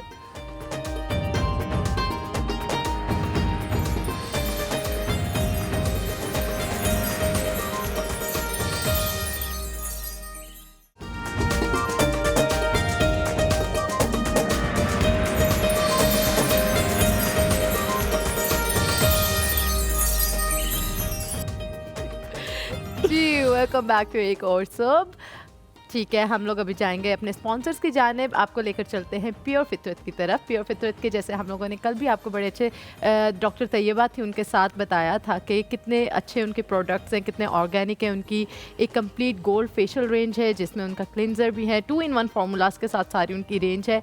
क्लिनज़र है, स्क्रबर है, मसाज है एंड देन मास्क हैं। ये 4 उनके गोल्ड फेशियल रेंज में है जो कि ऑर्गेनिक प्रोडक्ट्स हैं और जितनी भी स्किन टाइप्स हैं उन सब के लिए बेहतरीन है। आप पैच टेस्टिंग के बाद उसको अप्लाई करके देख सकते हैं कि आप पर सूट करते हैं कि नहीं। अभी तक जितने भी उनके रिव्यूज़ हैं वो काफ़ी अच्छे आ रहे हैं। और साथ में उनकी जो दूसरी कंप्लीट स्किन केयर रेंज है जिसमें उनकी फिंगर वैक्स हैं, उनके सीरम्स हैं, उनके डिफरेंट फेस वॉशेज़ हैं जिसमें राइस एंड कोलेजन वगैरह सारी चीज़ें जो आपकी स्किन के लिए बहुत ज़्यादा मुफीद है वो तमाम चीज़ें इनमें मौजूद हैं। अगर आप इनको ऑर्डर करना चाहते हैं, आपकी स्क्रीन्स पर इनकी वेबसाइट आ रही है www.purefitr.com and Humayun please do me a favor for giving me their number. इनका नंबर है 0300-0485-777। प्योर फितरत की प्रोडक्ट्स आप मंगवा सकते हैं, इनकी गोल्ड रेंज जैसे कि आपको बताया उन्होंने। And then we have the face wash as well. Coming back to you Azeem very quickly. So आप दोनों से सवाल मेरा ये था कि ब्रेक से जाने से पहले कि स्पोर्ट्स एक ऐसी चीज़ है कि आप कहते हो कि सिर्फ एक एक्स्ट्रा करिकुलर एक्टिविटी है, साथ में अगर आप लोग कोई खेल कूद कर रहे हैं, बच्चों को कहते हैं यार कर लो ठीक है, लेकिन पढ़ाई साथ में जारी रखनी है और साथ में कोई अच्छी जॉब भी ढूंढनी है। क्या इससे ब्रेड एंड बटर अर्न हो सकता है? क्या ये करियर है अब? पाकिस्तान जैसे मुल्क में, बाकी मुल्कों में तो है। पहले मैं आपसे पूछूंगा, फिर I will ask Wasif as well about the tennis.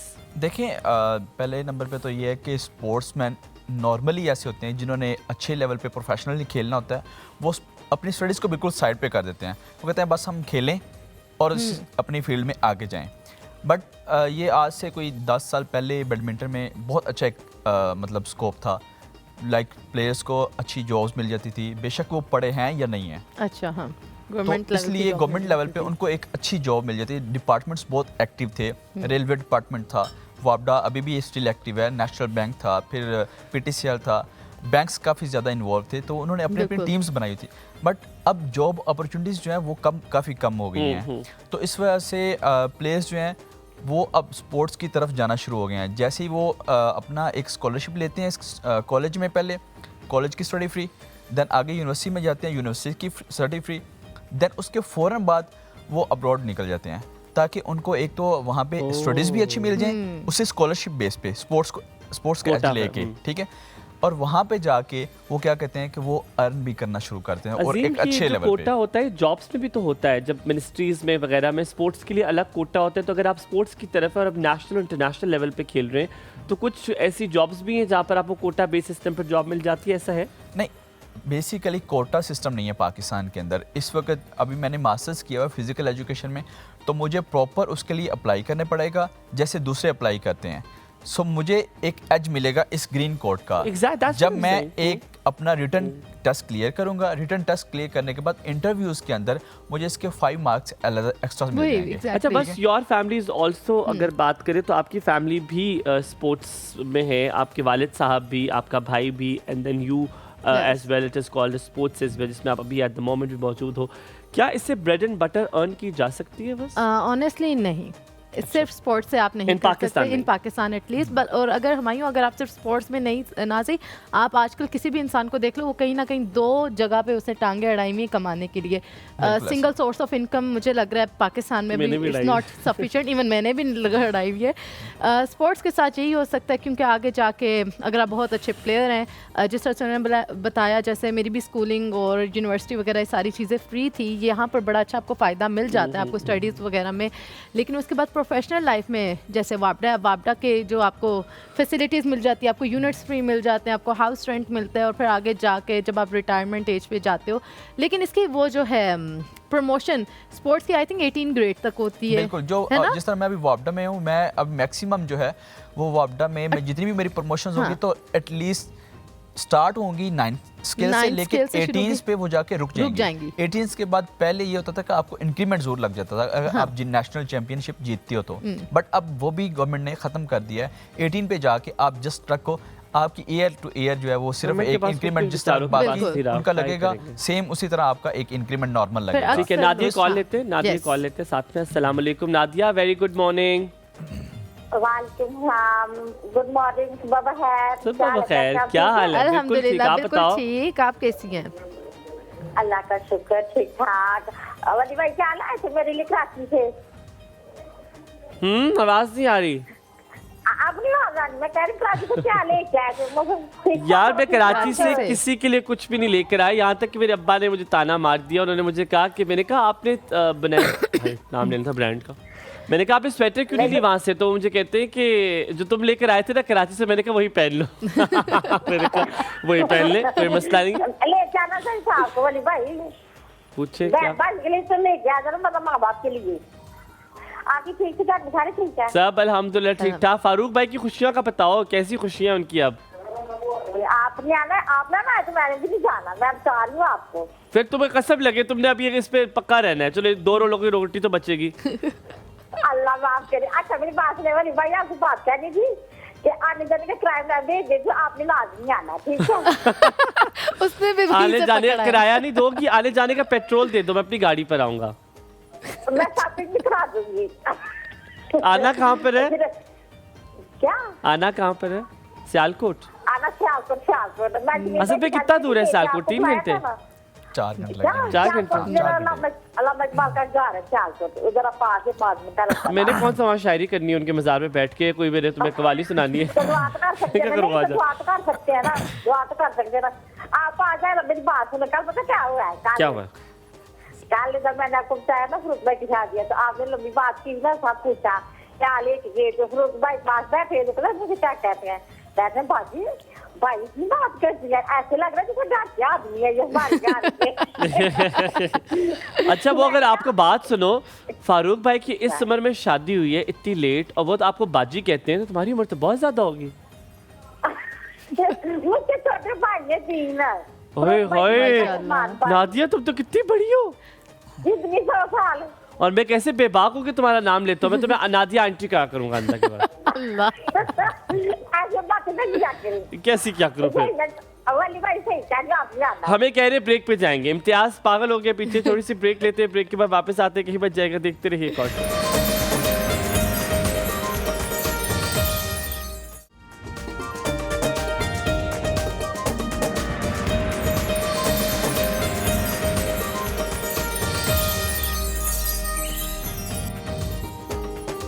Ji welcome back to एक और सुबह। हमायूं चले गए किचन में, उनसे रहा नहीं जा रहा, उन्हें सुबह से भूख लगी हुई है और लगे हुए हैं खाने। अगर आप दिखा दें उनको, ठीक है चलें खा लें, कोई बात नहीं।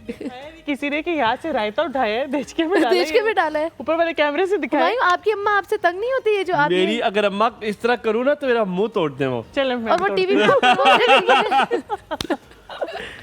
ये क्या तरीका है, चले जाए करें, हाँ जाए, चलें, शाबाश। मुझे कहा मैंने यहाँ से रायता उठाया, जैनब को लगा कि रायता मेरे मुँह थी, हाँ मुंह में डाल दे रायता, देचके में डाल दिया, देचके में डाल के फिर चावल उठा के अल्लाह अक्बर। देखिए बात सुने, अपने आप को रोकना नहीं चाहिए, आपको जो दिल करे जिंदगी में करें, खाएं पिए और ऐश करें। बिल्कुल नहीं, ऐसा कुछ ना करें। चलिए हम आपको लेके चाहते हैं अपने नूर गोल्ड, यहाँ पे आ जाते हैं। यस, आ जा, मैं आपको यहाँ से दिखाता हूँ नूर गोल्ड आज, right from here, right from hair.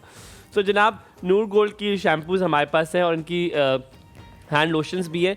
इनकी जो नूर गोल्ड का वो है शैम्पू एक ऑलिव में है, ठीक है, रिफ्रेशिंग ऑलिव शैम्पू जो कि आपके बालों को स्मूथ बनाता है। Then we have keratin, keratin से आपके बाल सिल्की एंड शाइनी होते हैं। And when comes to black seed, black seed आपके बालों में एक जान देता है। एंड नॉट जस्ट दैट, इस जान के साथ साथ आपके बालों में आप देखते हैं जो आपका दरमियान से बाल टूट जाता है, ब्लैक सीड उसमें बहुत ज़्यादा हेल्प करता है। ये तीनों इंग्रेडिएंट्स में शामिल हैं। नूर गोल्ड के प्रोडक्ट्स आप मंगवा सकते हैं, वेबसाइट आपकी स्क्रीन पर चल रही होगी। और इनका हैंड लोशन भी है, मैंने लास्ट टाइम ट्राई भी किया था, आप लोगों ने देखा था, बहुत मॉइस्चराइजिंग है, बहुत सॉफ्ट है। And this hand lotion is made with cocoa butter, और ये बड़ी लाइटनिंग एंड मॉइस्चराइजिंग लोशन जो है आप मंगवा सकते हैं। अभी स्क्रीन पर चल रही है website and the numbers as well. Over to you वस। चलें, थैंक यू सो मच, आपने इतने अच्छे तरीके से एक्सप्लेन कर दिया है। ओके अजीम, मेरा एक इम्पॉर्टेंट सा सवाल ये है कि कितना ज़्यादा ज़रूरी होता है, बैडमिंटन आप खेलते हो, एक तो वो होगी court practice which is really important, लेकिन साथ ही साथ जो अब मेरे ख्याल में अवेयरनेस इसके बारे में आ गई है कि दूसरी फिजिकल स्ट्रेंथ जो है वो इम्प्रूव करना बहुत ज़्यादा ज़रूरी होता है। ना सिर्फ ये एक डिसिप्लिन्ड रूटीन होना एक प्लेयर के लिए मस्ट है, क्योंकि वो उसका ब्रेड एंड बटर है, उसी से उसने अर्न करना है, तो वो उसके लिए कितना ज़्यादा ज़रूरी है और आप कैसे उसको मेंटेन करते हो। हम कॉल लेके फिर आप जवाब दीजिए। हम कॉल लेते हैं। एहसन की आदत है, सोच लीजिए क्या जवाब देना है इसका। एहसन, अस्सलाम वालेकुम, a very good morning to you. वालेकुम सलाम, थैंक यू सो मच।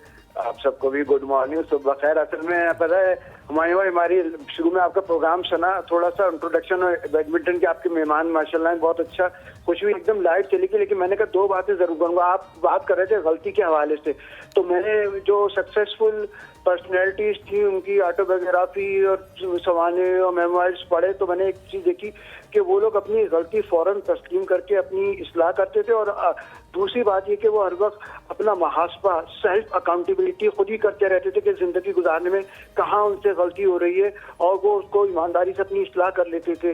तो ये जो आपने शुरू में बातें कहते हो ज़रूर कहा करो, अच्छी बातें, इससे बहुत कुछ लर्न मिलता है और हमें भी एक तरह का इनपुट और फीडबैक का मौका मिलता है। एक तो मैं ये बात कर रहा था, तो दूसरी बात बैडमिंटन के हवाले, आपको आवाज आ रही है मेरी? जी जी बिल्कुल, आप दुरुस्त कह रहे हैं, बिल्कुल सही कह रहे हैं। आगे आप बैडमिंटन के हवाले से क्या कह रहे थे? जी, बैडमिंटन के हवाले से मैं कहूँगा, देखिए बैडमिंटन एक ऐसा खेल है जिसमें बैक वक्त आप जो है फिजिकली और मेंटली इन्वॉल्व होते हैं, और ये आपकी दोनों सेहत को बैक वक्त अच्छा रखता है। और इसमें ये भी है कि ये इंडोर आउटडोर दोनों खेला जा सकता है, हर मौसम में चलता है। पहले तो हम देखते थे कि रात को भी लोग गली मोहल्लों में नेट बांध के खेलते थे, और कॉलेज में स्कूलों में इंटर बैडमिंटनशिप के मुकाबले होते थे। लेकिन एक तो सवाल ये कि with the passage of time badminton का शौक कम क्यों हो गया? क्या क्रिकेट हॉकी ज़्यादा क्रिकेट उस पर हावी हो गया है? हालांकि इसमें कोई खर्चा भी नहीं है। दूसरे मैंने एक बात ये शेयर करूँगा, मैंने अपने आप एक वर्चुअल एक्सरसाइज स्पोर्ट पैकेज बनाया जिसमें बगैर सामान के आप मुख्तलिफ स्पोर्ट्स को 10 मिनट से आधा घंटे तक खेलते हैं। तो उसमें आप हाथों को पाँवों को हरकत देते हैं, क्रिकेट, फुटबॉल, हॉकी। तो उसमें मैं बैडमिंटन भी खेलता हूँ बगैर बैडमिंटन की, क्योंकि उसका नाम है वर्चुअल स्पोर्ट्स एक्सरसाइज पैकेज। तो उससे बड़ा फायदा हो जाता है बैडमिंटन से। एक बार वो आपका कार्डियो और डाइजेस्टिव सिस्टम तमाम ये ऐसे अवेलेबल है for all the people in Pakistan, चाहे जिस शहर में देहात में कहीं पे भी है उनके लिए अवेलेबल है? जी, मैंने इसको अभी अपने स्टूडेंट्स को और अपनी महफिल में और बच्चों को इंग्लिश स्कूलों में बताया, लेकिन अभी मैं इसको प्रोमोट नहीं कर सकूँ तो मेरी आवाज़ सुन रहा है। और वाकई इसमें cricket, hockey, football, badminton, boxing, squash, table tennis, lawn tennis सब थोड़ी थोड़ी देर के लिए शामिल हैं। और सुबह में अर्ली मॉर्निंग में आप ये करें तो अगर आप इसको कोई बाकायदा, मेरा इरादा है इसकी वीडियो बना के उसको अपलोड करूंगा। आपने बहुत अच्छा सवाल किया कि कोई भी सुन रहा है वो इस पर अमल करके ज़्यादा बेहतर बना सकता है, तो बहुत खुशी की बात। आपने हमें ज़रूर बताना है जैसे आप इसको लॉन्च करेंगे, ताकि हम लोगों तक इसकी आगाही पहुंचा सके कि जो बच्चे जो इस रसाई नहीं है उन तक, तो उन तक की रसाई हो जाएगी। तो I think that will be a good move from our side towards society. Thank you so very much Ehsan for calling. Imtiaz, मैंने आपसे कहा था कॉल मिलानी है आपने, वो आप कॉल मिला लें और फिर जब तक मीनवाइल हम अजीम से वो सवाल का जवाब लेते हैं जो वस ने पूछा था। जी बिल्कुल ऐसी है कि आप अगर जो स्पोर्ट्स है उसके साथ साथ जब तक आप फिज़िकली फ़िट नहीं होंगे तो आप अपनी स्पोर्ट्स को आगे नहीं लेके जा सकते। जिस तरह मैंने आपको बताया स्टार्ट में कि मेरे पास एक ग्राउंड ही अवेलेबल नहीं थी इंडोर, जिसके लिए मैं काफ़ी स्ट्रगल करनी पड़ी। बट मेरे पास वो अगर ग्राउंड नहीं थी तो क्या मैंने अपनी स्पोर्ट्स को छोड़ दिया? या मैंने बाकी अपनी एजिलिटी की एक्सरसाइज, स्ट्रेंथ की, पावर की, अपनी रिएक्शन टाइम, सबको कैसे इम्प्रूव किया? तो उसके लिए मेरे पास एक हमारे जो स्कूल थे जहाँ पे हम स्टडी करते थे उसके अंदर ही एक ग्राउंड बना हुआ था, क्रिकेट ग्राउंड था। तो मैं उस ग्राउंड के सुबह अर्ली मॉर्निंग चक्कर लगाता था, 10 चक्कर लगाता था उसके में। वो ऑलमोस्ट 4 किलोमीटर डेली की मेरी वो रनिंग बनती थी, ठीक है। फिर उसके बाद स्टेमिना इंप्रूव करने के लिए मैं एजिलिटी की एक्सरसाइज, स्प्रिंट्स होती थी, फिर जिगजैग थोड़ी स्प्रिंट्स होती थी, वो करता था। तो ये चीज़ें आपकी जो फिटनेस है उसको इम्प्रूव करती हैं। अगर आपकी फिटनेस इम्प्रूव नहीं होगी तो आप कोर्ट के अंदर सर्वाइव नहीं कर सकते। इकरार की कॉल लेते हैं, साथ में हमारे साथ मौजूद है। अस्सलाम वालेकुम Ikrar, very good morning to you. वालेकुम अस्सलाम सर, गुड मॉर्निंग। कैसे हैं आप? बिल्कुल ठीक, आप कैसे हैं? जी अल्हम्दुलिल्लाह, शुक्र अल्लाह का। सर आज सर ग्रीन टी पी लें। मेरे पास अपनी पड़ी हुई है जी, मैंने भी ग्रीन टी पे अपने आप को स्विच कर लिया कॉफी से। मैंने कहा मीठे से करें इज्तनाब। Let's do. वही ना, मैं अभी ना वो एक आपके ट्रेनर आई थी ना फिटनेस के हवाले से ना, उसने कहा था ये जो टी ब्रेक, ये ज्यादा चीजें इसको कम करे, खुद इसका जो है ना इलाज हो जाएगा। आज आपको मैंने सुबह याद किया, मैंने अपने पैरों पे वैसलीन लगाई। मैंने कहा यार ये थोड़ा सा पैर जरा खूबसूरत हो जाए। बिल्कुल सही हो गया माशाल्लाह। क्या कहेंगे? अभी आप लोग प्यारे भी आज बोल लग रहे हैं सर। मैंने तो अभी जो है ना आधा घंटा पहले टीवी ऑन किया। थैंक यू वेरी मच यार, that is very sweet of you to say that. That's very sweet of you. अल्लाह पाक खुश रखे। मैंने कहा चलो कॉल करके थैंक यू इकरार, अपना बहुत सारा ख्याल रखिएगा। हमारे साथ नजमा है। अस्सलाम वालेकुम Najma, very good morning to you. अस्सलाम वालेकुम। वालेकुम अस्सलाम। कैसी हैं माइनो आप? बिल्कुल ठीक ठाक नजमा जी, आप कैसी हैं? अरसा ठीक है? अरसा भी ठीक है। हाँ जी, आप आज अच्छे लग रहे हैं। मैंने क्या इसकी तारीफ कर। बहुत शुक्रिया। आज मुझे इतनी खुशी हो रही है कि मेरे पैसे बिल्कुल कंप्लीट पूरे हो गए। आप लोगों ने तारीफ कर दी है मेरी। मेरी कॉल लग गई है। अच्छा, उस दिन मैंने बात करनी थी हमायूं के शबाना से पूरी बात नहीं हो सकती। ब्रेक डाल के मैंने अपने बच्चे की कैरियर के बारे में और शादी के बारे में सेहत का पूछना था। फिर वो आप लोगों की ब्रेक आ गई है। आप मंडे को डन पीसीआर में नंबर लिखवा दे। आपने कॉल बंद नहीं करनी, आपकी मंडे को कॉल हम खुद कराते के बाद, कोई मसला नहीं। आप यहाँ पे थोड़ा सा ब्रेक लीजिए, ब्रेक के बाद वापस हाजिर होंगे, मत जाएगा। देखते रहिए एक और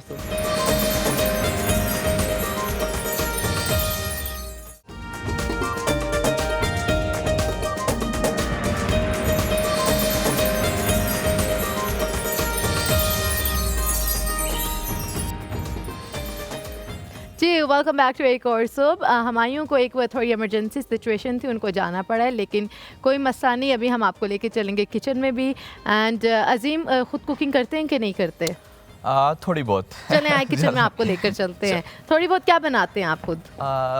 सबसे जो फेवरेट मेरा है वो तो है कस्टर्ड। एक तो वो मैं बड़ा अच्छे तरीके से बना लेता हूँ। हाँ मीठा मुझे आइडिया हो गया, नहीं मीठा बहुत पसंद है। इंशाल्लाह नेक्स्ट टाइम आप हमारे, हम तो जुमे को बनाते हैं मीठा हर जुमे, तो आप कल भी विजिट कल आप मीठे के लिए जरूर आइएगा। कल दोबारा जबरदस्त, बड़ा खूबसूरत लग रही है। तो काबली पुलाव टाइप का वो है लग रहा है इसका जो आ रहा है, गाजर वगैरह। हाँ इसकी स्मेल भी बड़ी प्यारी आ रही है। तो प्रॉपर वो देगी वाले जो चने वाले चावल होते हैं ना, उस तरह की आ रही है माशाल्लाह। नहीं ज़ैनब हर चीज़ बड़ी अच्छे और मज़ेदार बनाती है। कल ज़ैनब ने बनाई हुई थी तंदूरी चिकन, राइट? जी जी, तंदूरी अमेजिंग। हुमायूं ने तो वो क्या, हुमायूं तो एंड में मेरे ख्याल में डोंगा भी ले गया होगा उसने, जितना मज़े में खाया। अच्छा, तो आप बताए थे कि न्यूट्रिशन बहुत ज़्यादा ज़रूरी है, बिल्कुल ऐसे है ना? तो कौन सी चीज़ें जो आप कहते हो अवॉइड करनी चाहिए, अगर कोई जैसे बहुत सारे होंगे स्पोर्ट्स प्लेयर्स हमारे यहाँ जो यंगस्टर्स हैं करना चाह रहे होंगे, उनको कोई टिप बताएं कि खाने में वो क्या करें और अगर वो अपनी हेल्थ को किस तरह से बेहतर कर सकते हैं, फिजिकल एक्टिविटीज़ में अभी से इन्वॉल्व हो जाए ताकि उनको आगे हेल्प आउट हो सके सारी चीज़ें। ये ना जो न्यूट्रिशन है बेसिकली वो वेरी करती है पर्सन टू पर्सन। अब जिस बंदे का ऑलरेडी वेट ज़्यादा है तो वो तो फैट वाली चीज़ें अपनी डाइट में से बिल्कुल निकाल दे। बच्चों के लिए, मतलब जो बच्चे बच्चों के लिए देखें, बच्चों के लिए ये ज़रूरी है कि सबसे ज़्यादा तो फैट है, फैट एक प्योर मिल्क है ना, और उसके अंदर जो है ना सारी चीज़ें मौजूद होती हैं उसके अंदर। तो ये है कि हमें सबसे ज़्यादा जो अपनी डाइट है उसके अंदर सबसे पहले तो ये है कि हमारी हड्डियों को मजबूत करने के लिए दूध का और दही का, ये चीज़ें हम ज़्यादा से ज़्यादा इस्तेमाल करें। उसके बाद जो है वो हमारी डाइट के अंदर आ जाते हैं ये जो प्रोटीन्स होती हैं, कार्बोहाइड्रेट्स हैं, मिनरल्स हैं, तो हमने इनको भी अपनी डाइट में साथ में ऐड रखना है। अब एक बंदा जिसका वेट ऑलरेडी ज़्यादा है तो वो फैट वाली चीज़ों को अपनी डाइट में से एक्सक्लूड करेगा तो ही उसका वेट जो है वो मेंटेन रहेगा। अगर वो ज़्यादा फैट लेता रहेगा ऑब्वियसली वो ज़्यादा मोटापा का शिकार हो जाएगा। अपने आप को एक्टिव रखें और अच्छी अच्छी चीज़ें खाएं, हेल्दी चीज़ें खाएं। आप बता दें आपने क्या क्या हेल्दी चीज़ें बनाई, मैं तब तक इनको ट्राई करवाती हूं। तब तक ट्राई करें। चना पुलाव के लिए यहाँ पे जो मैंने साबुत गरम मसाला लिया है उसमें ज़ीरा 1 खाने का चम्मच मैंने ऐड किया है, साबुत धनिया 1 खाने का चम्मच, सौंफ आधा खाने का चम्मच, जायफल आधा टुकड़ा जो है मैंने यूज़ किया है, जवतरी 3 अदद, तेल हाफ कप गया है इसके अंदर, आप घी भी यूज़ कर सकते हैं। प्याज जो है वो आपने 2 अदद ऐड करने हैं, काली इलायची 2 अदद, साबुत काली मिर्च आधा चाय का चम्मच, दार चीनी यहाँ पे जो है 2 अदद, लौंग 6 अदद, बादियान का जो फूल होता है वो 1 अदद आप यूज़ करें, सब्ज़ मिर्च का पेस्ट 1 खाने का चम्मच, अगर पेस्ट नहीं बन सकता तो आप साबुत भी ऐड कर सकते हैं, तेज़पात जो है 1 अदद, अदरक लहसुन का पेस्ट 1 खाने का चम्मच, टमाटर 1 अदद इसमें गया है, दही 1 कप, लाल मिर्च पाउडर 1 चाय का चम्मच, नमक हस्बे जायका, चिकन पाउडर 1 खाने का चम्मच, पानी हस्बे ज़रूरत, चने जो हैं 300 ग्राम लिए हैं और चावल मैंने 750 ग्राम मैंने लिए हैं। अच्छा, मैंने इसके अंदर एक चीज़ भी ऐड की है, आप रेसिपी में ऐड कर सकते हैं इमली या आलू बुखारा भी आप ऐड कर सकते हैं, थोड़ी सी जो है ना खटास आ जाती है। बाकी ये कि साबुत गरम मसाले मैंने ऐड किए और उसके बाद तेल के अंदर, और उसके बाद मैंने इसके अंदर प्याज जो है वो ऐड कर दी। जैसे वो ब्राउन हुआ तो पानी डाल के अदरक लहसुन का पेस्ट मैंने डाल दिया। पानी इसलिए डाला ताकि जो प्याज है वो जल्दी जो है वो ब्राउन ना हो जाए, और फिर अदरक लहसुन का जो पेस्ट है उसको भी ब्राउन करना होता है, तो तब तक वो कड़े और बहुत अच्छे तरीके से जो है पके। फिर टमाटर ऐड किए और सारे चने जो हैं इसके अंदर मैंने ऐड करके बहुत अच्छे से मिक्स किया, और जितने बाकी मसाले हैं वो आपने ऐड कर देने। जब आप देखें कि बहुत अच्छे से चने जो हैं इसके अंदर पक गए हैं और तेल अलग हो गया है तो आप पानी जो है अपने चावलों के हिसाब से वो ऐड कर सकते हैं। हमेशा मैं बताती हूँ कि अगर आप 2 ग्लास चावल लेते हैं तो 4 ग्लास आप पानी डाल दें, तो इसकी क्वांटिटी इस हिसाब से आपके चावल हैं वो खिले खिले बनेंगे।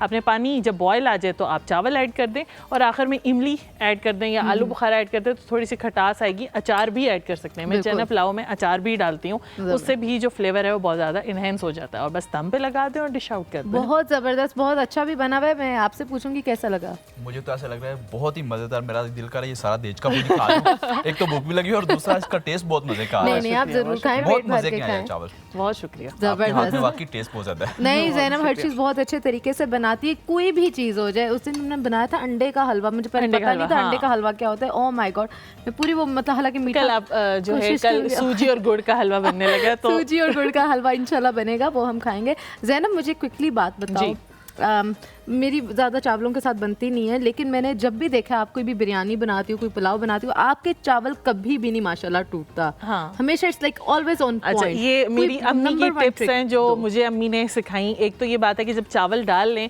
तो आपने चावलों में चमचा ज़्यादा नहीं हिलाना, ठीक है? आपने उसको बार बार ऐसे लोगों को बहुत होता है ना, आप ये करती होंगी इसलिए से बार बार चावलों को। अच्छा, और दूसरा ये कि नमक बराबर कैसे करना है, जब चावल ऐड कर दें और पानी उसका तब चखें, आप टेस्ट करें, और अगर तब आपको पानी में नमक ज्यादा फील हो तो उसका मतलब ये होता है कि चावलों में जो नमक है वो बराबर है। ज्यादा फील होने का मतलब ये है कि बराबर है, और अगर कम फील हो तो आप और ऐड कर दें। और दम जब आपने लगाना है अच्छा, मैंने चावलों का आपने कहा कि टूट जाते हैं, और पानी का भी क्वांटिटी मैंने बताई है कि जैसे अगर 2 ग्लास चावल हैं तो 4 ग्लास पानी डालना है। इससे ज़्यादा ना पानी ऐड होगा ना कम होगा, तब आपको खिले खिले जो हैं ठीक है। और उसमें कोई चीज़ ऐसी डालनी होती है जैसे कोई अक्सर लोग डालते हैं, जैसे मैक्रोनी वगैरह में करते हैं, ऑयल का अक्सर डाल देते हैं, सिरका थोड़ा डाल देते हैं। मैं सिरका बॉईल करते हुए चावलों में ऐड करती हूँ। उससे ये होता है कि जो चावल का साइज होता है वो बड़ा हो जाता है और खिले खिले बनते हैं। वो बॉईल करते हुए, पकाते हुए इस तरह पुलाव या बिरयानी में तब नहीं कर सकते। नहीं, बहुत अमेजिंग और बहुत अच्छे आपने बनाए हैं।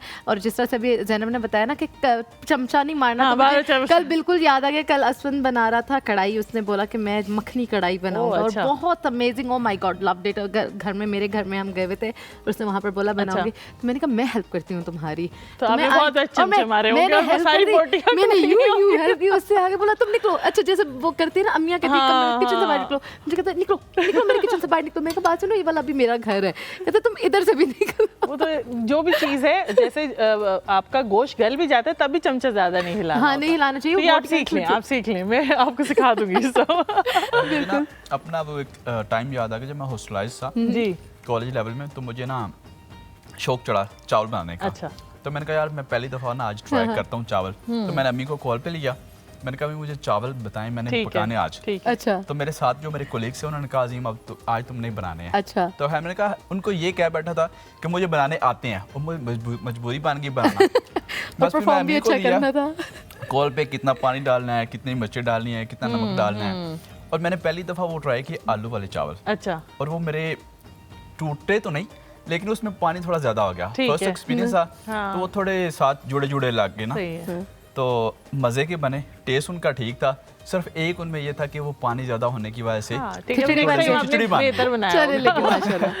ठीक हो गया। बहुत शुक्रिया अजीम, आपने इतने अच्छे तरीके से हमें एक्सप्लेन किया कि एक स्पोर्ट्समैन पर्सन में क्या क्या क्वालिटीज़ होनी चाहिए और किस तरह से आपके लिए when there is a will there is a way. Obviously आपको कभी भी अपने जो इन्वायरमेंट है उसकी हद तक नहीं रहना चाहिए, उसे एक्सप्लोर करना चाहिए। और देखें जिस तरह से अजीम इज़ अ लाइव एग्जाम्पल है, माशाल्लाह कहाँ से शुरू और कहाँ तक पहुँच गए। अल्लाह पाक आपको मज़ीद तरक्कियाँ दे इंशाल्लाह आपकी फील्ड में। ज़ैनब बहुत शुक्रिया, आपने इतने अच्छे अच्छे मज़ेदार खाने बनाए। अल्लाह आपको अलग से इन सारी चीज़ों का स्वाब देगा, आपकी जन्नत पक्की है क्योंकि आपने लोगों को बहुत अच्छा खाना खिलाया। इसकी एक बात मैं ऐड कर दूंगी, फिर आप अल्लाह हाफिज़ करिएगा सबको, कि वो कल का खाना इतना अच्छा बना था कि जो वो मसाला बच गया था ना एक न वाला, वो भी बस मेरा ज़ाया नहीं होना, ये भी ऐड करें और खाएं। बहुत अच्छा था, इन्होंने बड़ी किट लगाई मेरी उस बात पे। मैंने चिकन पीस खा लिया, मैंने कहा मसाला बच गया, रोटी भी नहीं है तो कर लो, चलो कोई बात नहीं। ज़ाया रिस्क बिल्कुल भी ज़ाया नहीं करना चाहिए। और अपना आप सब लोग बहुत सारा ख्याल रखें, इंशाल्लाह कल मुलाकात करेंगे। अभी मुझे और एक और सब की पूरी टीम को इजाज़त दें। अल्लाह हाफ़िज़। अल्लाह हाफ़िज़।